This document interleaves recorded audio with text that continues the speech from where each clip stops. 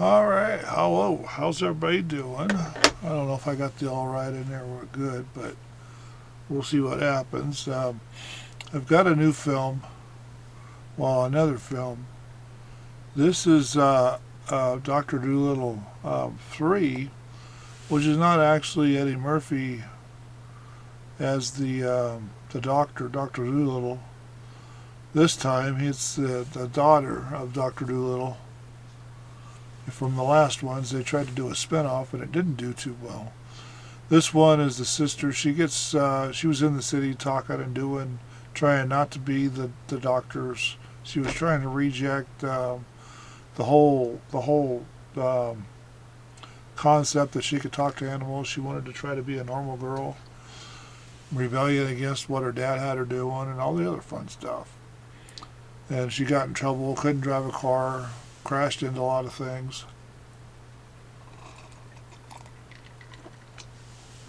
So early on in the movie, she got sent to camp with the dog. Oh, Lucky started talking again. So anyway, they sent the camp and with lots of animals, and she was trying to ignore them because they were talking all night long about what's going on and everything else. And it's camp, the ranch, the dude ranch named Durango they were going to, and they were out learning how to do all that, and then Durango gets in financial trouble. The ranch across the way wants to buy him up. Kind of a preference from another movie that we talked about recently too. And that was an Eddie Murphy too. Yeah, kind of the same style of movie, but he redid it in a different format. Instead of talking to animals, it was Daddy Daycare. That's funny. I just realized that. That's funny. Anyway, so she got sent to this camp, and they were having problems there. They were getting sent home because the ranch was running out of money, and the old man that owned the ranch was going to sell it.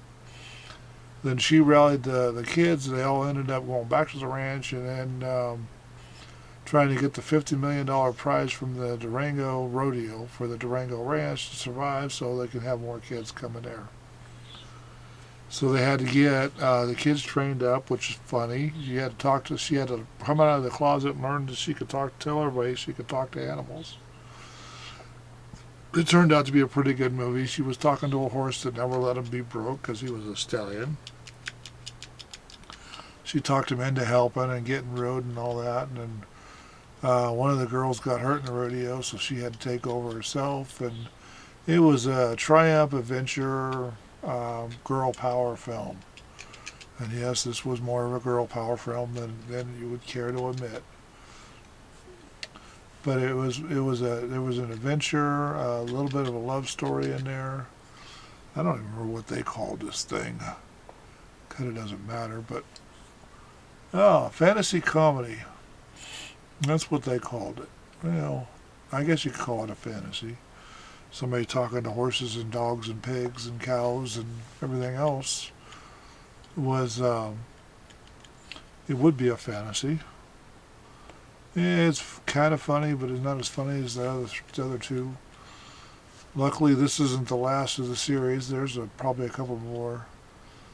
Yeah, the dude ranches and all this fun stuff. This was a pretty good movie. The girls, the hens were talking about the rooster, and the pigs and the horses were talking about each other, and the dog was making love connections with a collie, and it was all kinds of fun. It was a good movie. It's a good movie. It's one of those movies you can watch once or twice a year, and it's good, but if you try to watch it all the time, it gets boring because you know what's going to happen on return, just because of the way it's set up. But that's okay. I mean, if you like this kind of thing, you might think differently than me, but it gets kind of boring to watch this one. It's good to watch once or twice a year. Maybe solstice or spring or something like that. And you just pick a time of year to watch it. It's more of a chick flick than it is anything. It was different directors, same company put it out. But it was a pretty good movie. It's good for kids mostly. You just gotta make sure they understand it's just entertainment. There's nothing real about it. and it could be lots of fun for a lot of people. So the this movie, Dr. Dolittle 3,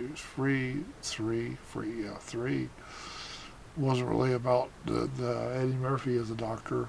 It was still a funny comedy, but and did they win or end at the end of the thing? Well, you go look it up and find it for yourself. If they plan it on all the streaming services, you'll see it. If not, you'll have to go buy the DVD and learn how to use the DVD player again.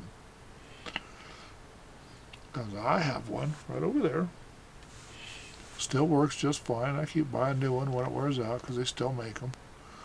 Anyway, this thing was put out by 20th Century Fox Home Entertainment. It came out April 25th, 2006. It ran for 94 minutes. It's United States in English, and they don't tell me how much they spent on it. But I imagine it was pretty close to the same budget as they had before. And at the box office, from what I remember, this one didn't make it too well in the box office of this movie. It was kind of a flop. Maybe that's why they're not telling me how much it made. But, you know, it's always good to look at it and check it out and see what happens. And it's kind of crazy. But yeah, we'll go ahead and call that good for this one, because there's not a lot to say about that one. It's not the best of the three. It's probably the worst of the three. Anyway, I'll talk to you later. Bye now.